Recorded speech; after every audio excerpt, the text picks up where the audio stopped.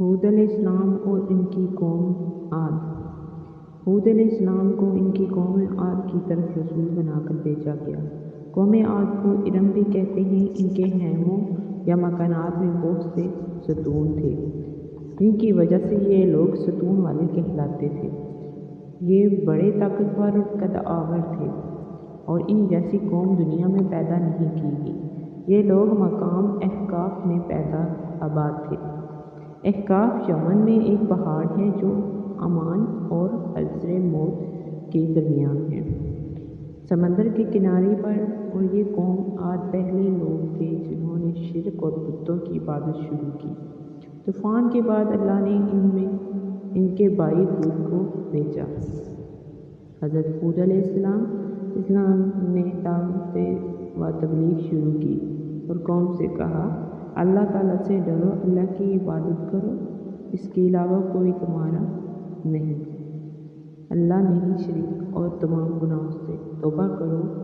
قوم نے انکار کیا اور کہا، جن ہستیوں کی عبادت ہمارے آباء و اجداد کرتے تھے ان کو ہم نہیں چھوڑیں گے۔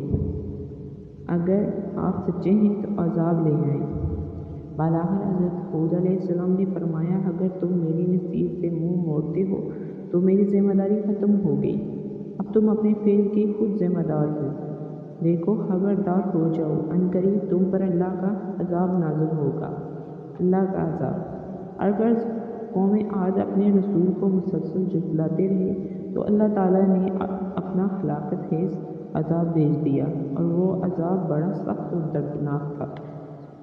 عذاب کی ابتدا اس طرح ہوئی کہ ایک بادل آتا ہوا دکھائی دیا۔ لوگ کہنے لگے، یہ تو بادل ہے، ہم پر بارش ہوگی۔ ہود علیہ السلام نے کہا، یہ تو وہ عذاب ہے جس کی تم جلد بھی کر رہے تھے۔ یہ تو آندھی ہے جس میں دردناک عذاب ہے۔ اور یہ آندھی مغرب کی طرف سے آئی اور ان پر چھا گئی۔ سخت آندھی چلتی شروع ہو گئی اور مسلسل 7 راتیں اور 8 دن تک چلتی رہی۔ آندھی نے ہر چیز کو تباہ کر کے رکھ دیا اور ہر چیز ریزہ ریزہ ہو گئی۔ کافر لوگ جب ہلاک ہو گئے، ان کا نام و نشان مٹ گیا۔ اللہ تعالیٰ نے ہود علیہ السلام کو اور ایمان والوں کو عذاب سے بچا لیا۔ حضرت عائشہ رضی اللہ عنہا فرماتی ہیں، جب آسمان پر بادل چھائے جاتے تو آپ صلی اللہ علیہ وسلم کا رنگ متغیر ہو جاتا، کبھی گھر میں داخل ہوتے، کبھی باہر نکلتے، جب بارش ہو جاتی تو خوش ہو جاتے۔ حضرت عائشہ رضی اللہ عنہا نے جب اس بارے میں پوچھا تو آپ صلی اللہ علیہ وسلم نے ارشاد فرمایا، اے عائشہ، شاید کہیں ایسا نہ ہو جائے جیسا کہ قوم عاد نے بادل دیکھ کر کہا تھا، یہ بادل ہم پر بارش برسائے گا، لیکن اس میں عذاب تھا۔ حضرت ہود علیہ السلام اللہ کے پیغمبر تھے۔ قرآن پاک کی 11ویں سورت آپ کے نام پر ہے۔ یمن اور عمان کے درمیان احقاف نامی سرزمین پر قوم عاد رہتی تھی۔ وہاں پر نعمات کی فراوانی کے سبب خوشحال اور آرام دہ زندگی بسر کر رہے تھے۔ آہستہ آہستہ توحید کو چھوڑ کر بت پرستی اختیار کی اور فسق و فجور میں غرق ہو گئے۔ ان کے ظالم اور وڈیرے مستغث لوگوں پر ظلم ڈالتے رہے۔ اللہ تعالیٰ نے ان کے درمیان حضرت ہود علیہ السلام کو مبعوث برسالت کیا۔ ترجمہ، اور ہم نے عاد کی طرف ان کے بھائی ہود کو بھیجا۔ انہوں نے کہا، میری قوم، خدا ہی کی عبادت کرو، اس کے سوا کوئی تمہارا معبود نہیں، تم شرک کر کے خدا پر محض بہتان باندھتے ہو۔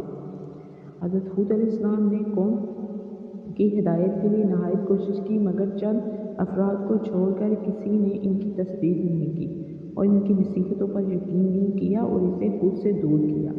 قوم عاد نے حضرت ہود کی نصیحت کو قبول کرنے کے بجائے بت پرستی اختیار کی اور خود خدا پرستی چھوڑ دی اور اس الہی پیغمبر کو انکارا اور ہر دن اس سے زیادہ عذاب پہنچاتے تھے، یہاں تک کہ آسمان پر کالے بادل چھا گئے اور قوم عاد کے جاہل لوگ کہنے لگے، اس سے ہمارے لیے مفید بارش برسے گی۔ مگر حضرت ہود علیہ السلام نے ان سے کہا کہ یہ بادل رحمت کے نہیں بلکہ غضب کے ہیں، مگر انہوں نے آن حضرت کی ایک بھی بات نہ سنی۔ کچھ دیر بعد ہود کا کہا سچائی میں بدلتا گیا اور تیز ہوائیں چلنے لگیں، جن کی رفتار اتنی تیز تھی کہ گھوڑوں، مال مویشیوں پہ ایک جگہ سے دوسری جگہ دے مارتی تھی۔ 7 دن 7 راتیں یہ تیز ہوائیں چلتی تھیں، اور اس دوران ریت پر طوفان اٹھا اور تمام مکانوں اور انسانوں پر گرا اور سب لوگ ہلاک ہو گئے۔ صرف حضرت ہود اور ان کے چند اصحاب جنہوں نے ایمان کی جگہ پناہ لی وہ بچ گئے۔